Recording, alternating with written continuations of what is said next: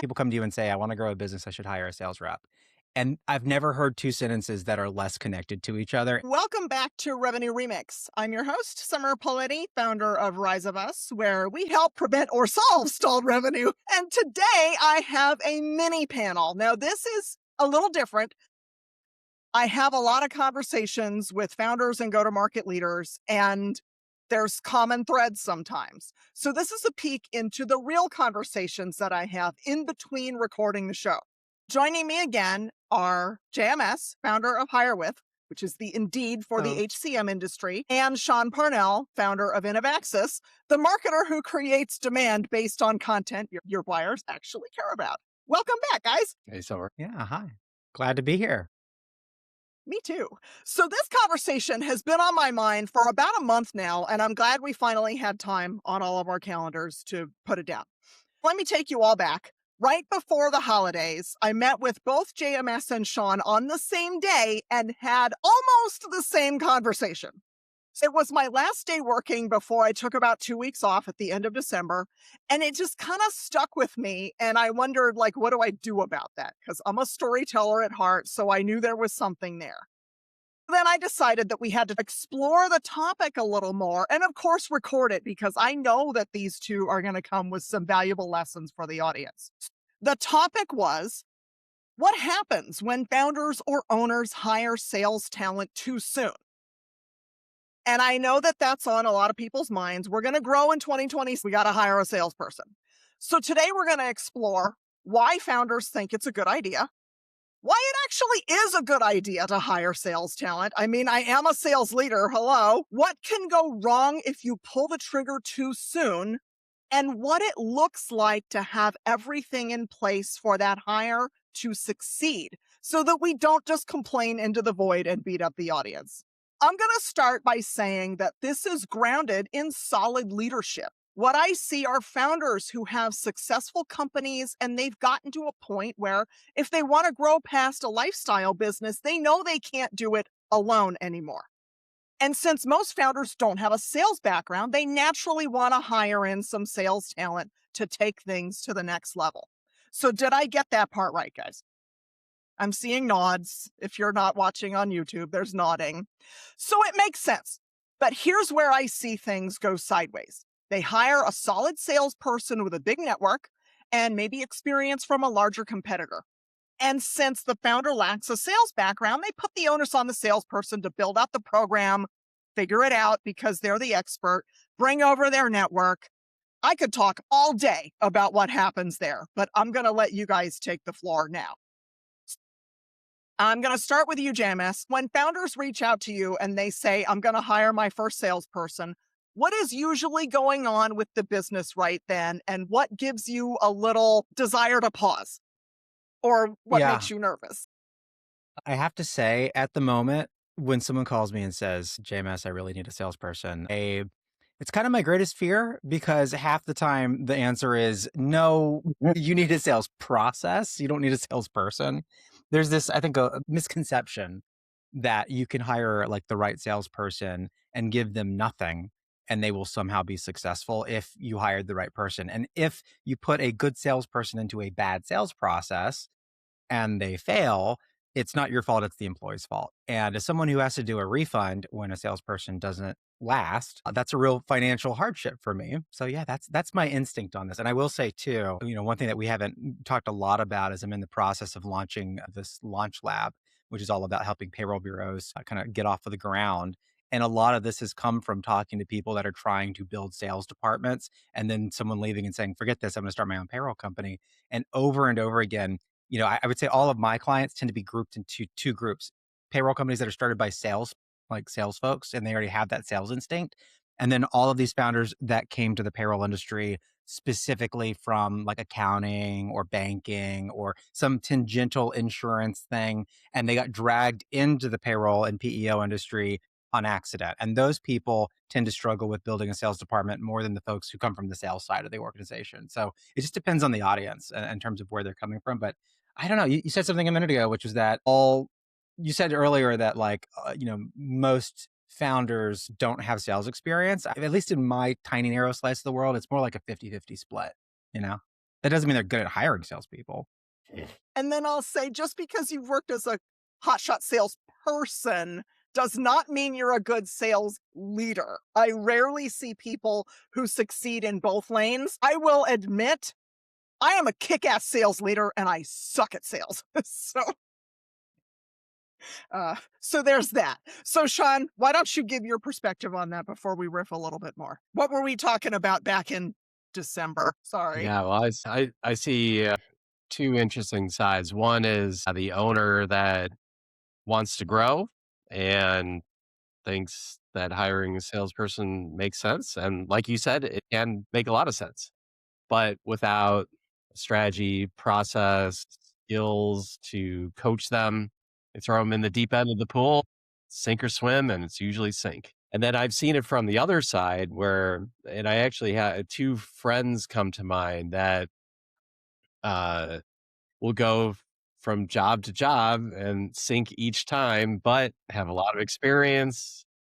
We used to say Rolodex, now a lot of connections on LinkedIn, industry experience that the only sale they make is to get the job in the first place, command a 100,000 plus salary and get fired. And usually it's a year and a half to 2 years when probably should be a few months if they should have been hired in the first place. Yes. And thank you for reminding me of that. So, in between some of my misadventures, I spent a couple years doing sales coaching. And what I learned there is that, to Sean's point, there are people that they're just looking for a job. Like, if we take it back to what the founders want to grow their company. And when they come to me worried, they're worried about wasting money, they're worried about burning their reputation. And nothing is a bigger waste of money than what Sean just described. You have a long sales cycle. You don't have any process. You don't know what success looks like until deals start coming in, but deals and revenue recognition can take a couple of years if you're in SaaS. And there's a certain type of salesperson who is lazy. Most salespeople I know work really hard and they're good people, but there are lazy sales guys, right? And they know the signs of a wonky organization and they are drawn to that. And so if you don't have your shit together, you are going to accidentally put out the bait that draws in a lazy salesperson. And then it's like this self-fulfilling prophecy where you get your worst nightmare. So yes, I've absolutely seen that. Not I sure mean, so much laziness. The guys that I know, I think they would like to succeed, but so many environments are not conducive for success that it's really both. And they just go from job to job because it's often the same everywhere. So it's Hmm, it's it's an epidemic. sure. Okay. So you're being nice. Fine.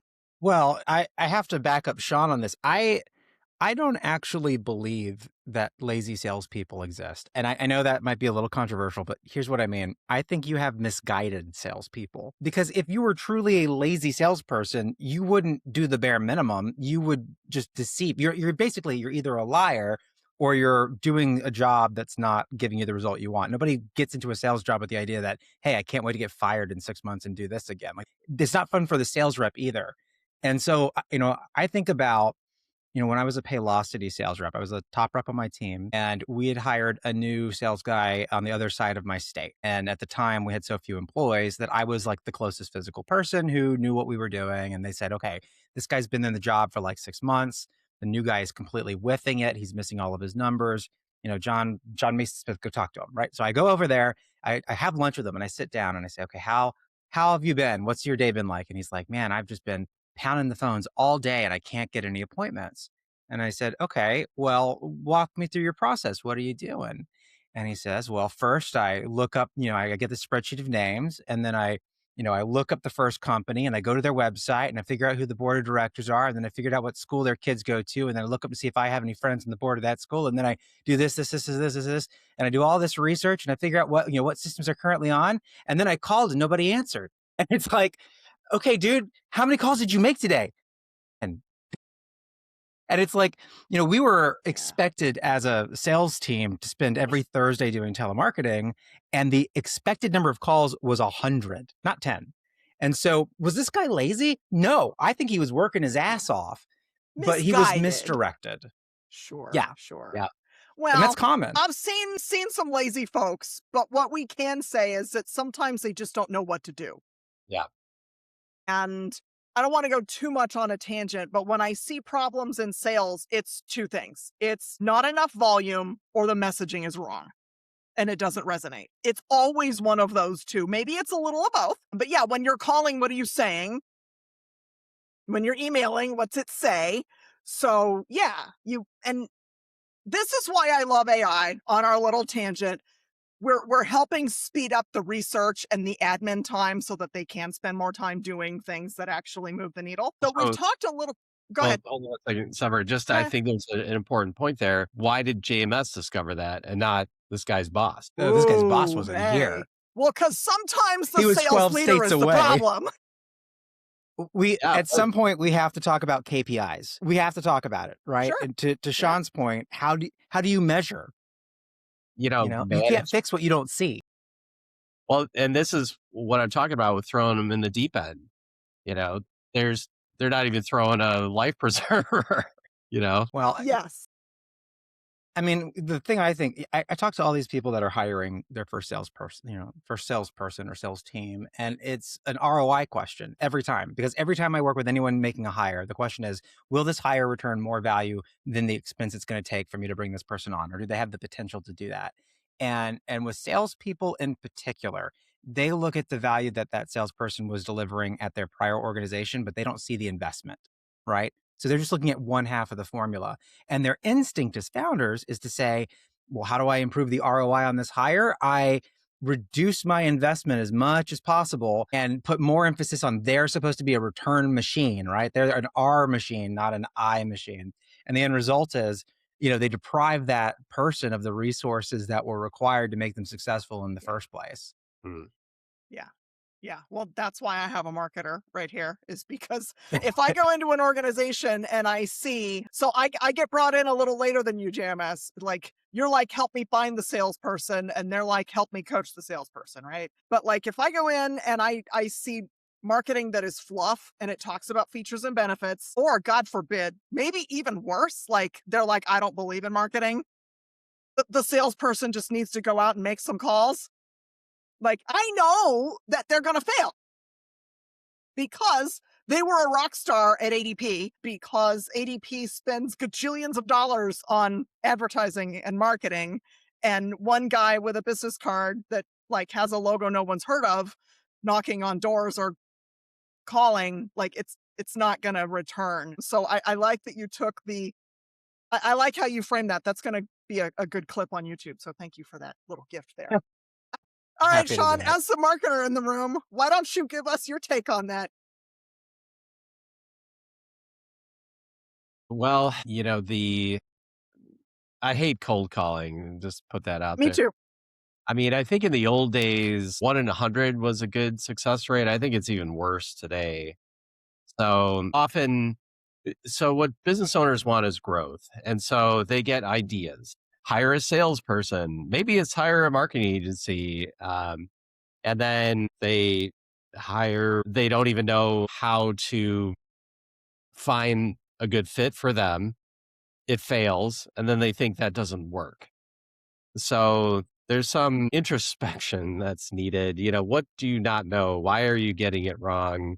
Why does sales or marketing not work? Well, it didn't work for you that time.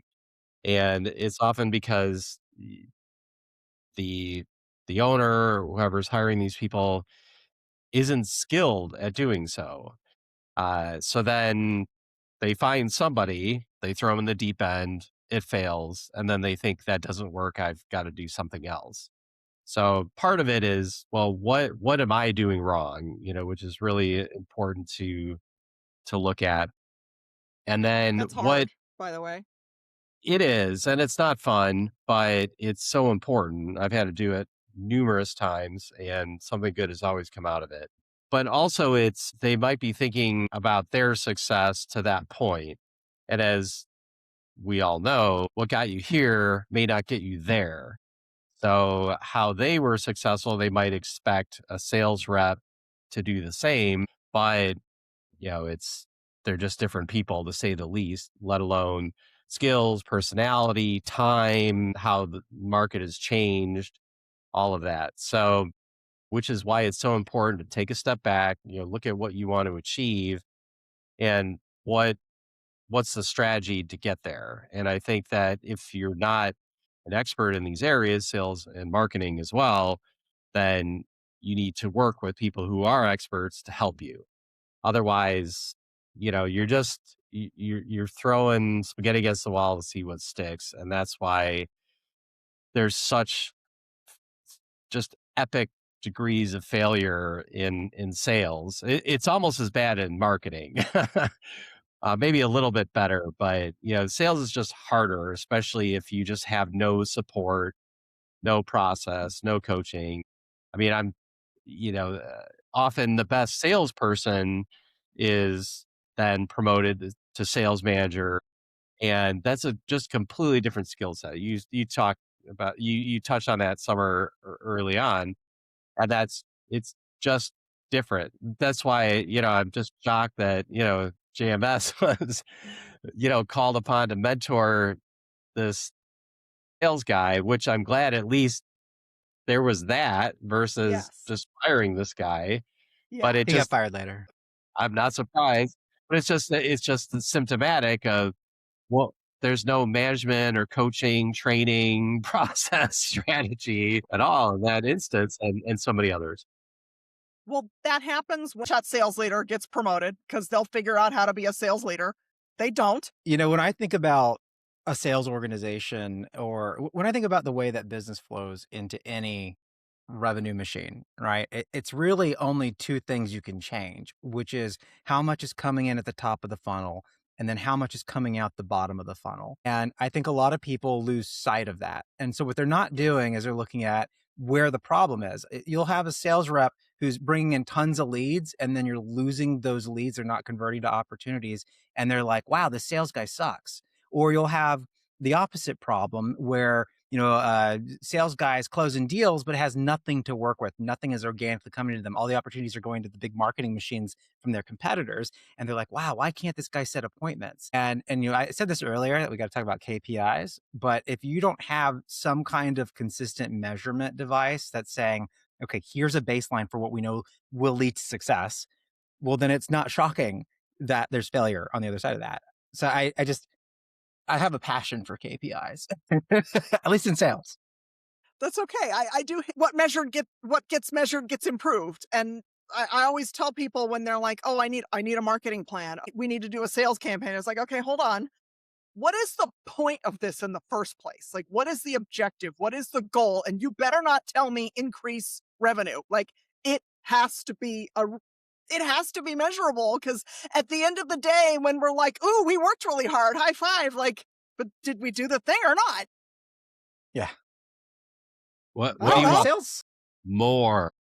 Yeah, no, that is Well, not a goal at all. there's a thing that I love and I hate about being in sales because I'm a sicko because I enjoy sales. I like you mentioned earlier, Sean, that telemarketing is dead. I hate to say it, but I think the old version of telemarketing is dead, but there is a way. I think the power of a random phone call to somebody is still out there, right? A lot of my success has come from me calling a CEO whose name I got off of LinkedIn and a phone number I got from ChatGPT. Because ChatGPT, by the way, it'll spit out cell phone numbers if you ask it nicely, right?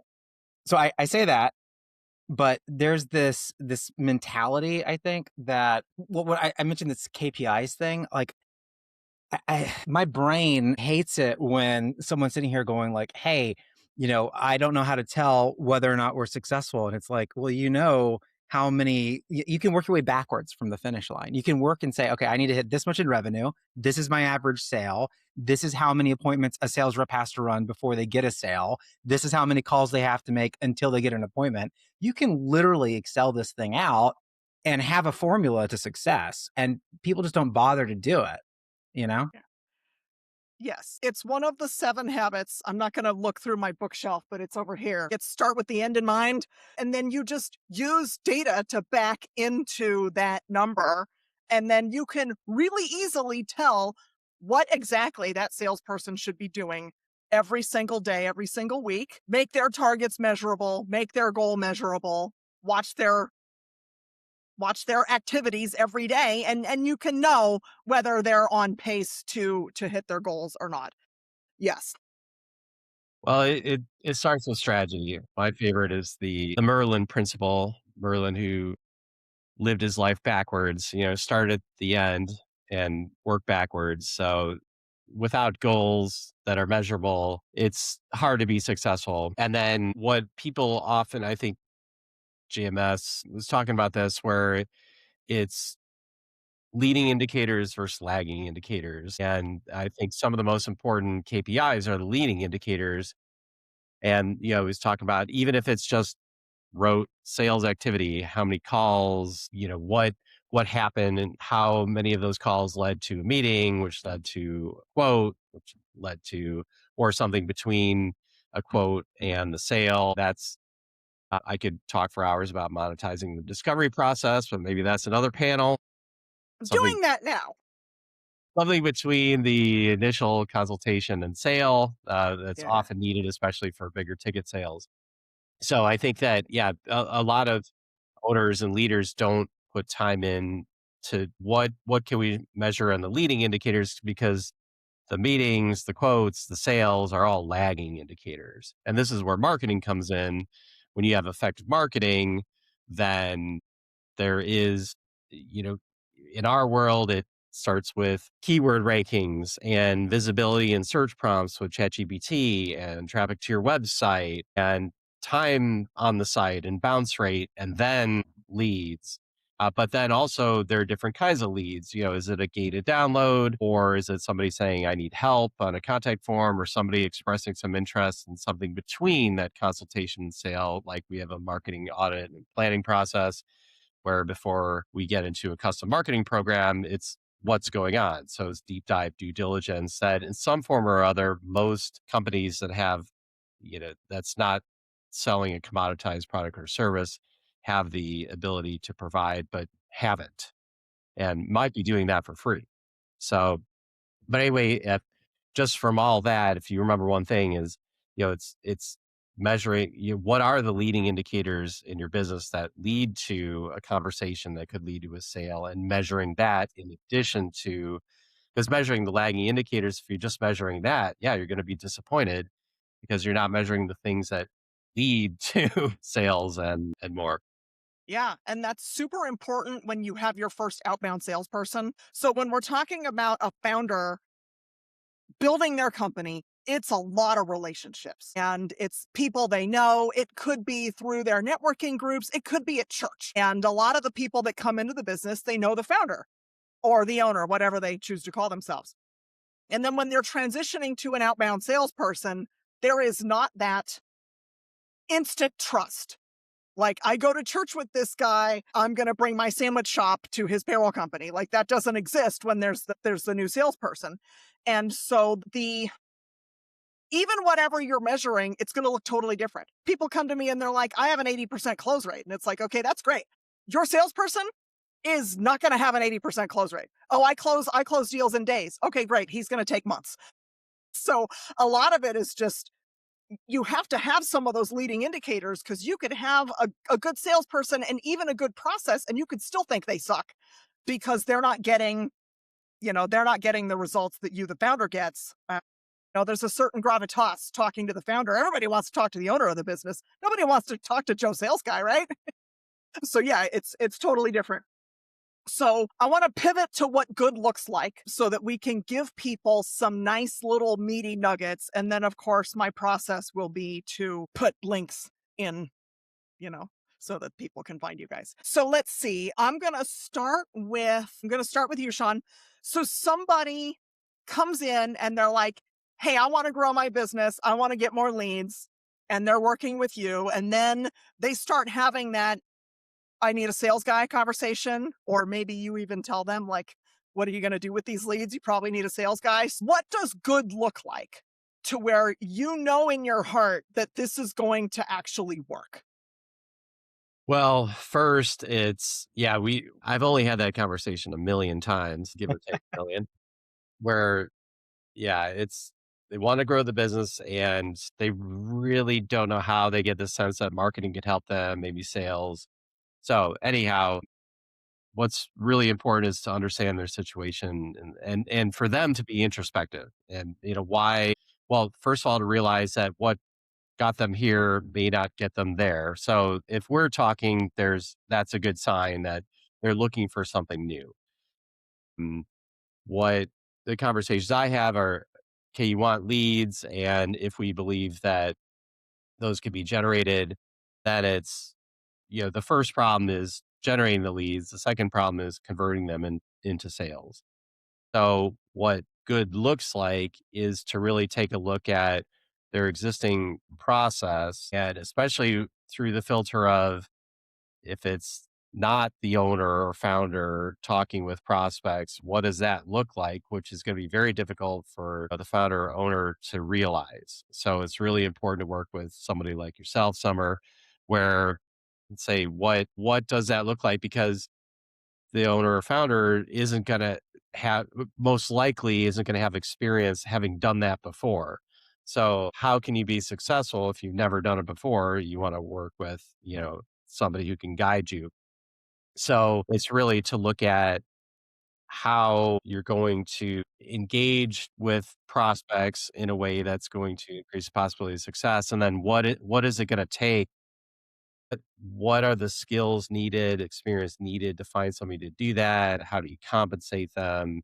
How do you train them, manage them, coach them over time? There's a lot to it. So I would just say most founders, owners really need a lot of outside help to do that. Sure. That was perfect, by the way, because now, JMS, I want you to talk about what good looks like. So, if a founder's coming to you and they want to hire their first salesperson, what is going to make you say, yes, I see no risk here for myself. I know I'm not going to have to give a refund. What does good look like? I have to say, my most common response when someone wants to hire a sales rep and I know they don't have a sales team is, "No? Like, do you really?" And the reason is simple. Like, I think you should really only ever hire a sales or a marketing department or team if your machine works great and the only problem you have is putting more fuel into the machine. And I meet a lot of people who have a machine that's like inefficient or just not working well. And they think, okay, since I can't get as much over the finish line, I'll put more in at the top and I'll get that same ratio out the bottom. But the reality is just more spills out. Like it doesn't lead to greater success. If anything, it makes everyone mad and builds a worse reputation for the company. So, Sean, you said something a minute ago that stood out to me, which was this idea that, you have to trust others. I wrote that down when you said it because I love it. I'm convinced this entire world of sales and I mean, it's all just relationships, right? Like with each other, with your clients, with your salespeople, and especially these smaller organizations. Like if you're hiring your first salesperson, presumably you're a smaller organization. There's not anyone that's as good as you at whatever led you to start this business, right? Like there's no one as good at either sales or being a CPA firm or being an insurance, whatever it is that you're at. Like if they were as good as you at this, they would just start their own company that need to work for you. And so it's like, I just Yes. need to find someone that can do this thing for me. And the question is like, okay, if you know what you're good at, the question is how do you identify like the lowest performing part of your business and spend your resources on that? And if it's not sales, then don't hire a sales rep. Wow. At least Okay. not You yet. took that a totally different direction. I could That's spend where my head hours on was. that. But like sometimes what I will do, I'm working with someone right now who, okay, I need to grow the business. I want to hire a salesperson. Okay. But first we looked at the leakage. And what we're doing first is some AI and some automation to help make that founder more well, not more successful, but more efficient so that fewer leads don't get followed up with. And we nurture who's ever in the database right now with value added emails and things like that, getting more out of the current resources as opposed to an expensive hire. Because I have seen people get the marketing, get the sales, and revenue grows considerably, but the bottom line does not because they grew expenses so much. So you have a much bigger company and a lot more HR headaches, right? But like you're making the same amount of money? Like that sucks. I never want to see that. So I'm glad you took it there. You said something, Summer. I don't want to I don't want to miss. You said if people come to you and say I want to grow a business, I should hire a sales rep. And I've never heard two sentences that are less connected to each other. And the reason I say that is because it's like I have at this point now 3 companies, and there's zero outbound sales activity happening at my company. Like I'm not, there's no one sitting down and telemarketing and making phone calls. And I have met tons of founders and owners who have very successful companies that they're not doing traditional outbound sales. They're getting their businesses through basically like marketing and channel relationships and building these partnerships. And not to say like my businesses could do better if I had salespeople. Look, I could hire salespeople, and maybe I will at some point, but that's not where the revenue is not turning into profit. Like that's not the problem with my machine. Like I can look at my machine and say, here's some problems it has. None of them is I need more at the top, right? It's just not. Yeah. So Well, you have the I don't know. benefit of being a former sales pro. So Well, but like a nobody's going to lot sell of your business founders, better than you, right? well, but like that's the other side of it. Like a lot of founders that I meet are salespeople. Like the number one most common person that I run into these days that are at the beginning of starting a payroll company, which is again, it's my little world I live in. It's salespeople coming from iSolved and ADP and Paychex and Heartland or wherever, and they have the ability to close deals. And these are folks who they come to it with the sales expertise, and they think of everything in the context of sales, because when you have a hammer, everything is a nail. When I made my first hire as a payroll bureau, I really wanted to hire a sales rep because that was the part of the job I couldn't wait to stop doing because I've been doing it for 10 years, right? Like I don't want to go to BNI, knock on doors, go No hang out with one that does. CPA with 3 clients. And so it's like, oh, I'm the owner now. I want to do ownery stuff. And the reality is that's not where my machine was failing. The owner Owners. doing owner stuff. I love it. Well, because like I don't want to like sidetrack too much. So we've talked about this a little bit, I think, in the past. I don't know if I told you. Did I tell you I used to be a figure skater as a kid? Yes, that is on your episode. So I was a competitive figure skater for like 6, 7 years. I still ice skate just recreationally now. But I'm going back to it because I had a coach named Danny who I love to death. He's still friends with me on Facebook. And one of the things my ice skating coach told me when I was a kid was, John, you got to practice the stuff you're bad at. Because what I did, I loved what I did. I love skating. I love running businesses. And I just want to do the fun stuff that I like doing, you know? Like I like that stuff. Sure, but the problem is that's not what I needed to spend energy on. And the end result is, he would watch me, practicing, and he said, hey, you've been doing these 3 or 4 maneuvers that you're really good at over and over again. You're killing it. Why are you doing them? Like there's no value being added at this point. And I think the same kind of logic applies to business ownership, where at some point you say, why are you doing all this and spending money on things that your business is already pretty good at? Just it's a bad use of money Yeah, or that's energy, one. really. Right? I love practice what you're good at. So, Practice what you're bad uh, at, Summer. Got to get it right. sorry. No, it's not. Running a It's business all is good. fun when it Practice works. what you're bad Also, at. going out I of get business it. isn't fun. Yeah, I've done that. That isn't fun. No, that absolutely sucks. Well, it's So I that want I think that's go a ahead. bit of a theme here is like I think about my business coach that been working with for a long time, helps me focus on the things I'm not good at. And it's very difficult to have the self discipline to do that. Much like JMS's coach back in the day, you need someone to help you look at that because your employees won't, your spouse might, but usually not in constructive ways. So That's who you're married to. it's just important. I mean, it's like it's a little trite, but it takes a village. You know, every owner founder, is usually an exceptional person because they started a business and so many Yeah, people never do that. And yeah, to be successful at it, just even some degree, is pretty amazing. So they usually have a unique combination of skills to get started, or else they wouldn't even be able to do so. But it really takes a lot of support to be successful truly and to scale. Because even we work with a ton of business owners and founders who gotten to a point where their relationships, networking, own skills have gotten them to a pretty impressive place. but they can't go further on their own. And so Exactly. that's where, well, what can sales do for you? What can marketing do for you? This conversation has just got me rethinking sales in general. Like, I love what JMS is talking about, where it's like most people are hiring salespeople for the wrong reasons. Yeah. And maybe that's why there's so much failure, is because you really need to have your strategy and process nailed down pretty good for hiring a salesperson to be successful. And so many don't. And it's because they haven't worked with people that can help them create that environment. So, if it's just so important to get help from people who've been down this path before, and then can help you create that environment and culture where then plugging someone in can be successful.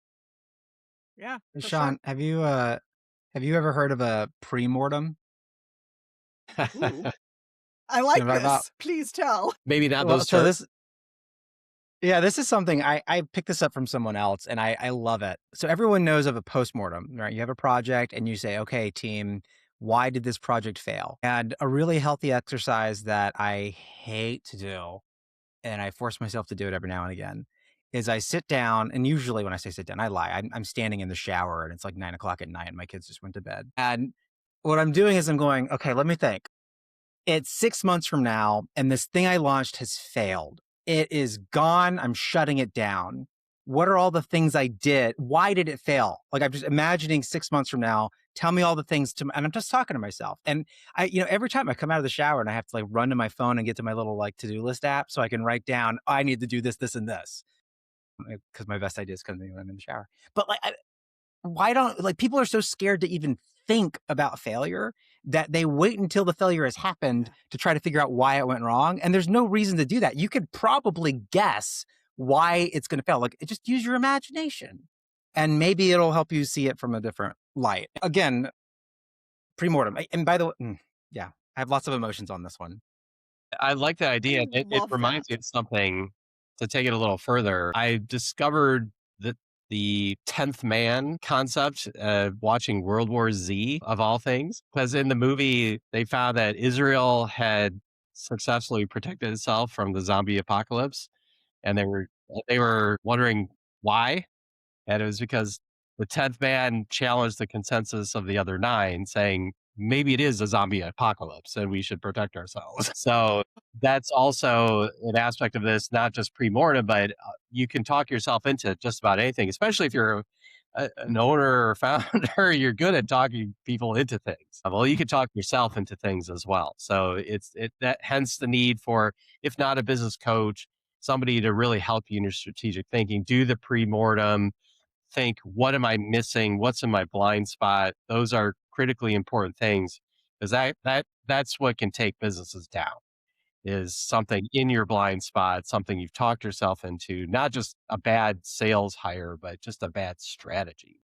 Yeah. And the people who start businesses are optimistic.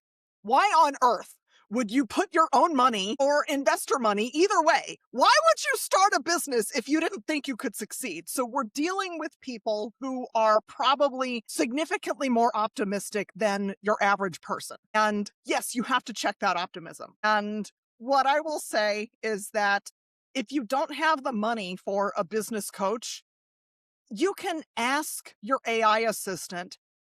ChatGPT is really good at telling you that you're the smartest person ever and this idea is great and go with it. However, I did this recently. I had 2 weeks off at the end of the year.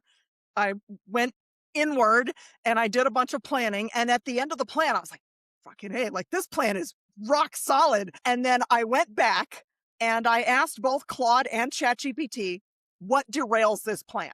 Like at the end of the year, when I'm broke and sad, what went wrong? And it gave me a bunch of things that I had to go in and change. So if you don't have the money to spend on a business coach right now, have the guts to ask your AI or someone in your life who's willing to tell you the truth. You have to be willing to ask those tough questions, though. What will go wrong? On the flip side of Summer, I that, have how can I improve this? Sure. That's a I little have to less throw out mean. there. So here's a practical piece of advice if anyone else is using ChatGPT as a sounding board.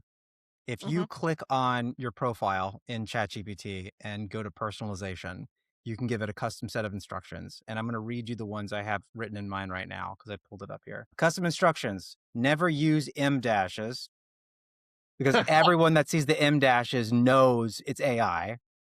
So the Yes. next one says, always play the devil's advocate and call me out when I'm wrong or being biased. Push back on things I assume. Don't agree with me unless I'm 100% correct. Now, those are my custom instructions. On every interaction I have with ChatGPT, it argues with me.